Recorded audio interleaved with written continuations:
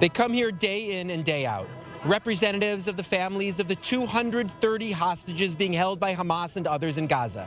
Here in central Tel Aviv, just across the street from the Israeli military headquarters, here to make their voices heard to the military leadership, to the political leadership. We spoke with some of the family members earlier. Here's what they had to say about their trying hour.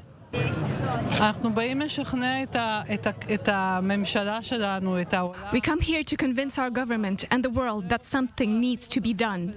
They need to be released. You can't leave them there and wait for something to happen. Something must be done. This is our message.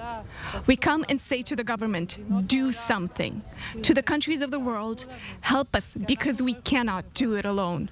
But it's not only the representatives of the families themselves, it's also the activists and the supporters who have come out here to be with them, including a bereaved mother who herself lost a son in battle in Gaza in 2014, but who felt compelled to come here and also support the cause of bringing those hostages home. We asked her about how she felt about the possibility of a prisoner deal with all of the risks that involves for Israel. Here's what she had to say.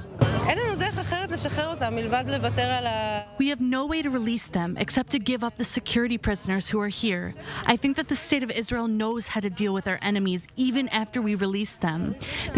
There is no price for an Israeli soldier, even if it means giving them all of our prisoners. It's not the best way, but it's the only way to free them. There is no other way.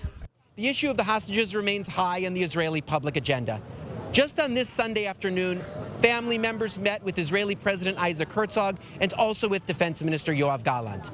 After his meeting with the families, Defense Minister Gallant came out and reiterated the government's strategy that the best way to bring the hostages home is to move forward full speed with the ground campaign into Gaza and thereby putting pressure on Hamas, for Hamas to then feel it needs to return the hostages, saying that reports of potential deals over the hostages are simply psychological warfare being used by Hamas to divide the Israeli public.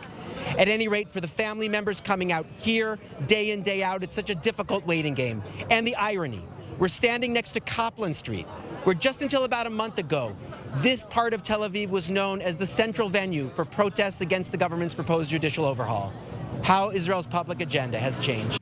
And if you want more great content like that from I-24 News, just hit the subscribe button. It's as easy as that.